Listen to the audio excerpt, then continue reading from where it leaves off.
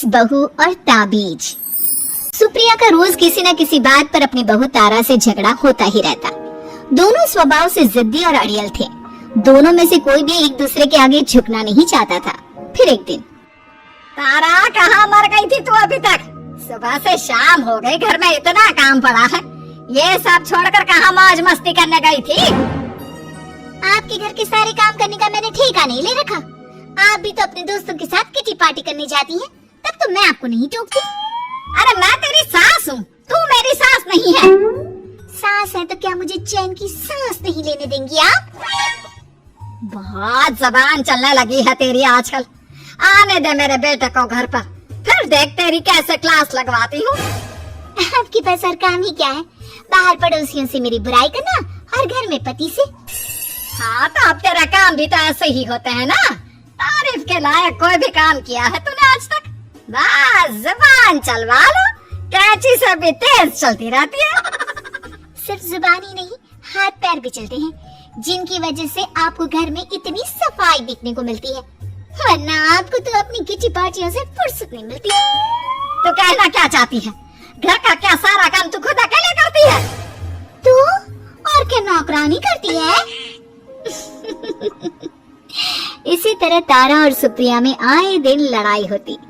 दोनों के दिन की शुरुआत ही एक दूसरे से लड़कर शुरू होती और लड़कर ही खत्म होती, मानो ये अब उनकी दिनचर्या का हिस्सा बन चुकी हो। शाम को तारा का पति वैभव घर आता है।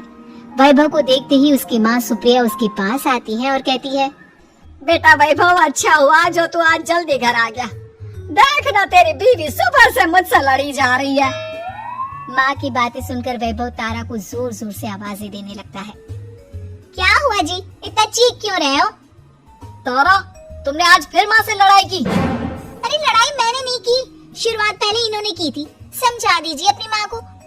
मुझे कहीं भी आते जाते टाइम टोके नहीं, वरना मैं अपना सामान बांधकर मायके चली जाऊंगी। इतना कहकर तारा वहाँ से चली जाती है। ये सब क्या चल रहा है माँ? किसी दिन मैं आप लोगों के चक्कर में जरूर पागल हो जाऊंगा। आप लोग कभी प्यार से क्यों नहीं रहते? अरे वो हमेशा मेरी बातों का उल्टा जवाब देती है बेटा। अब तू ही बता मैं क्या करूँ? तो आप उसे ताने मारती ही क्यों है माँ? वाह बेटा वाह, तुझे मेरे ताने दिखते हैं, उसका बात करने का तरीका नहीं दिखता। देखा नहीं वो किस तरह से बात करती है मुझसे। मुझे माफ कीजिए माँ, मुझे आप दोनों के बीच में पड़ना ही नहीं है। आप दोनों ही एक जैसे हो। इतना कहकर वैभव वहाँ से चला जाता है। वैभव के जाने के बाद सुप्रिया सोच में पड़ जाती। धीरे धीरे समय बीतने लगता है और एक दिन सुप्रिया को पता चलता है कि उनके गांव में एक महात्मा ठहरे हुए हैं जो वशीकरण करना जानते हैं। तो सुप्रिया भागते हुए उन बाबा का पता ढूंढने निकल पड़ती है। इस बात की खबर जैसे ही तारा को चलती है, वो भी उस बाबा की खोज में निकल पड़ती है। अगले दिन सुबह, आज तारा और सुप्रिया दोनों ही बहुत अच्छे मूड में होती है। ना सुप्रिया तारा को देखकर कोई ताना मारती है, ना तारा अपनी सास से बेवजह उलझती है। दोनों मिल बांट कर रसोई में काम करती है। भाई तारा, जरा मुझे वो चाय पत्ती पकड़ाना। ये लीजिए माँ जी, क्या आप मेरे लिए भी चाय बना देंगी? अरे हाँ हाँ, क्यों नहीं। इसी तरह दिन बीतते हैं और दोनों का रिश्ता भी निखरने लगता है। ऐसे ही देखते 3 महीने बीत जाते हैं।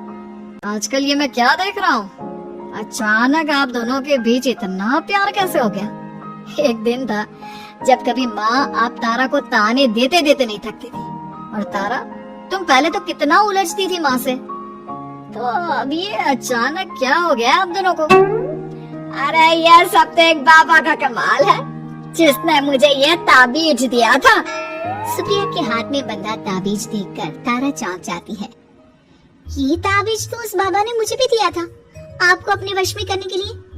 इसका मतलब तू भी उस बाबा से मिलने गई थी?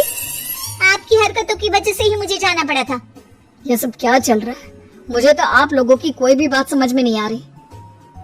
सुप्रिया वैभव को सारी बात बताते हुए कहती है, अरे जैसे ही मुझे पता चला कि हमारे गांव में जाने माने तांत्रिक बाबा आए हुए हैं जो वशीकरण करना जानते हैं, तो मैं बिना देरी किए उनके पास चली गई और बहू को अपने वश में करने की इच्छा उनके सामने रखी, जिससे ये मेरी हर बात माने।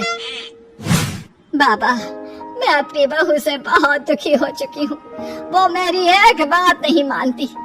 आप कुछ ऐसा कीजिए बाबा जिससे मेरी बहू मेरी हर बात मानने लगे। पहले आप मुझे अच्छे से बताइए, आपको अपनी बहू से आखिर परेशानी क्या है? बाबा वो मुझसे कभी प्यार से बात नहीं करती। मैं उसे एक बात सुनाती हूँ तो वो पलट कर 4 बातें सुनाती है। आप कुछ ऐसा कीजिए ना जिससे मेरी बहू सारी बातें मानने लगे। बाबा सुप्रिया की बातों को ध्यान से सुनते हैं और उसके बाद सुप्रिया को एक काले रंग का ताबीज देते हुए कहते हैं, ये ताबीज तुम्हें अपने गले में पहनना है और जब तक मैं ना कहूँ तब तक इसे उतारना मत। तो क्या इस ताबीज की मदद से मेरी बहू मेरे वश में हो जाएगी? सिर्फ वश में ही नहीं, इस ताबीज के कारण तुम्हारी बहू तुम्हारे आगे पीछे भी घूमने लगेगी। लेकिन बस तुम्हें कुछ काम करने होंगे। कैसा काम बाबा जी? तुम्हें अपनी जुबान पर काबू रखना होगा। उससे जो भी काम करवाना हो हमेशा प्यार से बात करनी होगी। धीरे धीरे वो तुम्हारी मुट्ठी में आ जाएगी। अरे ठीक है बाबा जी, जैसा आप कहेंगे ठीक मैं वैसा ही करूंगी। तारा ये सब सुनकर चौंक जाती है। ऐसे ही कुछ तो मेरे साथ भी हुआ था जब मैं उस बाबा से मिलने गई थी। बाबा जी, मैं अपनी सास से बहुत तंग आ चुकी हूँ। वो हर रोज किसी न किसी बहाने मुझसे लड़ती रहती है। आप प्लीज कुछ ऐसा करिए ना जिससे मेरी सास सुधर जाए और मुझे बेवजह टोकना बंद कर दे। तारा की ये बातें सुनकर पहले तो बाबा सोच में पड़ जाते हैं। उसके बाद वो तारा को भी काले रंग का ताबीज पकड़ाते हुए कहते हैं, ये लो बिटिया, इसे अपने गले में पहन लो और जब तक मैं तुम्हें इसे उतारने के लिए ना बोलूं तब तक इसे उतारना नहीं।